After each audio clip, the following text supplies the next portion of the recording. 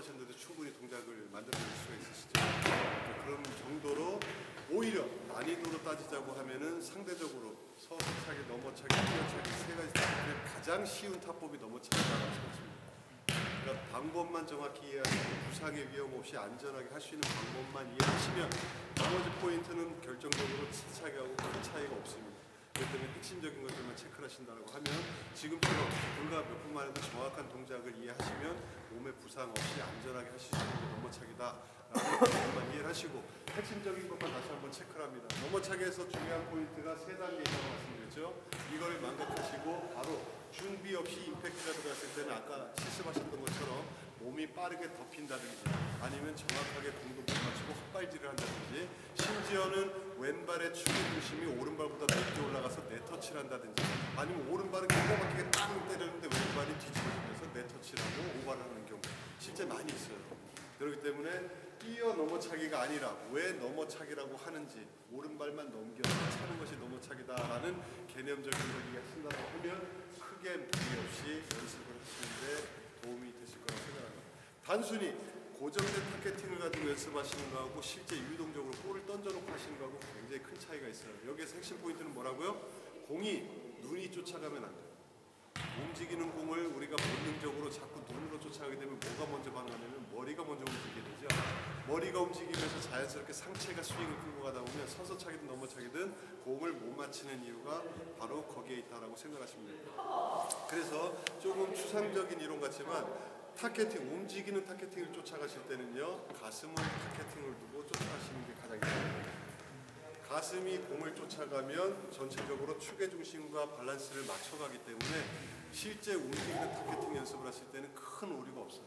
그런데 넘어차기든 서서차기든 눈으로 쫓아가지 말라는 이유는 공이 왔을 때 공이 떨어지는 타겟팅 눈이 쫓아가면 지금도 옆에서 보시면 고개가 상체 허리보다 먼저 앞에 나와 있죠.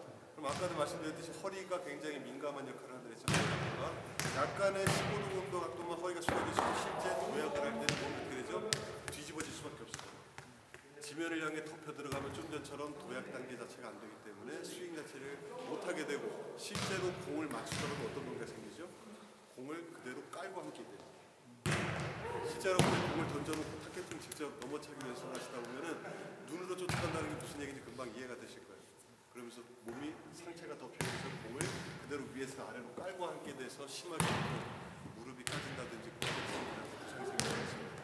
그러니까 항상 가슴은 오픈되어 있으셔야 돼요.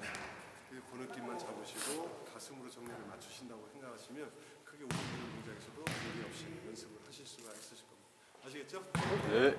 개념적인 클래스에서 어쨌든 간 여러분들이 필요로 하는 옵션 과정이라고 생각하시면 될 것 같아요. 예전에는 나는 뭐 나이가 있고 뭐하고 하니까 넘어차기는 뭐 어떻게 해라고 생각하실 수 있는 반면에 지금은 아까도 서두에 말씀드렸죠. 27가지 공격기술 중에 내가 9가지 정도를 가지고 있어야 어디 가서 지금은 변화를 내밀 수 있는 공격수다 보니까 요 정도 서서차기에서 넘어차기 정도는 옵션이 아닌 필수로 이해를 하시고 내가 지금 연습하셨다시피 큰 무리 없이 하실 수 있는 방법이니까 안전하게만 하신다라고 하면 그래서 충분하게 효과를 낼 수 있으니까 이런 것들을 틈틈이 포인트만 메모리 하셨다가 나중에 한 번씩 개인적으로 시간이 났을 때 연습하시면 차기에서 큰 도움이 되실 거라고 생각합니다.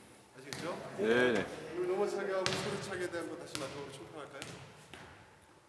질문사. 방금 넘어차기 해보니까 조금 안되거나 아니면 어렵더라는 거 질문. 지금 넘어차기 가슴으로 공 잡는 거 있잖습니까? 네. 밀어차기도 마찬가지입니까? 가슴. 근데 좀 이제 이해를 돕기 위해서 구체적으로 말씀을 드리면 좀 이따가 이제 찍어차는 각에 대해서 이제 상대적으로 설명을 드릴 때 필요한 게 허리의 부분에 대해서 굉장히 이제 조금 중요하게 생각을 해야 되는데요. 요점만 말씀드리면 내가 모든 방향을 결정을 할 때 이 허리가 역할을 굉장히 많이 합니다. 무슨 의미냐면 내가 공격을 하려고 하는 순간에 내 목표 방향으로 허리가 숙여져 있으면 이거는 허리가 이론적으로 했을 때 닫혀 있다고 얘기해요. 허리가 구부려져서 닫혀 있죠. 그런데 내 목표 방향은 왼쪽 방향인데 가령 허리가 배꼽 기준으로 앞으로 이렇게 숙여져 있어요. 이거는 뭐죠? 이거는 허리가 닫혀 있는 건가요? 그냥 덮인 거죠. 그래서 이런 덮인 동작에서는 내가 다리를 들어올 때 자연적으로 수평 스윙을 저해하고 도약 단계를 저해할 수밖에 없다는 거죠. 그래서 요점만 말씀드리면 서서차기 할 때는 허리가 버틴다라는 건 결과적으로 내 몸의 중심, 상체까지 밸런스를 유지해서 땅 하고 때릴 수 있는 힘을 준다라는 거예요. 이 상태에서 허리가 만약에 닫혀 있으면 어떤 동작이 나올까요? 자연적으로 발이 위에서 아래로 떨어질 수밖에 없죠. 그래서 습관적이지만 네트 앞에서 공격수들이 범실을 많이 하는, 네트에 걸리는 첫 번째 이유가 세게 때리려다 보면 허리가 쫓아간다는 거죠. 눈이 공을 쫓아가게 되면 허리가 다치게 되고, 허리가 다치면 자연적으로 위에서 아래로 냈다 때리게 되니까 아무리 네트 앞에서 잘 뜬 공이더라도 어이없이 네트에 걸리는 범실이 나온다는 얘기예요. 그래서 넘어차기 할 때도 마찬가지. 가슴이 공을 쫓아가면 몸이 지금처럼 열리죠. 열린 상태에서 무릎만 굽히면 그대로 오른쪽 다리를 들어 올리는데 수월한 도약 단계를 만들어줄 수가 있다는 거예요. 그래서 시선으로 쫓아가면 허리가 다쳤을 경우에 오른쪽 다리를 들어 올리는 동작, 즉 도약 단계가 어려우니까 상대적으로 낮은 타점에서 잡고 준비 동작을 못 끌어올려주고 밑에서부터 쳐 올리는 동작이 생긴다는 거예요. 그러니까 가슴으로 본다라는 개념을 허리의 각도하고 연관을 지어서 잘 이해를 하셨으면 좋겠습니다. 그러니까 절대 모든 타법에서 내가 오픈으로 힘을 실어서 강타로 가야 된다, 강하게 때려쳐야 된다, 찍어쳐야 된다라는 개념에서는 허리를 절대 숙이거나 다쳐서는 좋은 동작이 안 나와요. 항상 목표 방향으로 열려 있거나 오히려 더 오픈이 돼 있을 경우에는 더 좋은 타법으로 연결이 될 수 있다. 그게 각 질문이 있는데요. 그게 네트 앞에서 공격수가 공격을 할 때 각 공격, A킥 공격, C 공격 다 마찬가지로 공격을 할 때 몸이 닫혀 있는 것보다 이렇게 열려서 방향대로 공격을 하는 게 더 효율적이라는 말씀이시죠? 그렇죠. 일단은 방향을 이제 고려를 했을 때 방향이라는 거는 얘기했다시피 일단은 구질하고는 별개예요. 무슨 얘기냐면 내가 왼쪽으로 찬다고 해서 구질이 뭐 어떻게 변화를 주는 건 아니죠. 단 이 모든 공격 기술에서 내가 방향을 고려해서 구질별로 구분하자면 아까도 서두에 얘기했지만 찍어차기는 방향에 구애받지 않아요. 찍어찬다라는 개념은 공을 입사 각도를 대비해서 45도 아래로 땅 강하게 찍어찬다라는 얘기이기 때문에 이런 경우는 허리를 닫아줘야죠. 왼쪽으로 차야 되기 때문에 허리를 닫아준다 이런 개념이 아니라 찍어차기는 정면으로도 찍어찰 수 있는 거고 왼쪽으로도 찍어찰 수 있는 거고 대각으로도 찍어찰 수 있는 거고, 그래서 공격 방향으로 허리를 닫아줬을 때는 자연스럽게 찍어차기가 연결되지만 상대적으로 내가 왼쪽으로 차야 되기 때문에 왼쪽으로 숙여준다 이런 개념은 아니다는 거죠. 오히려 왼쪽으로 차려고 할 때 허리를 숙여주면은 꺾어차기라든지 찍어차기에서 오히려 네트에 걸리는 범실이 많이 나와요. 그러니까 개념적으로 허리의 각도는 내가 차려고 하는 볼의 구질에 따라서 차이가 난다.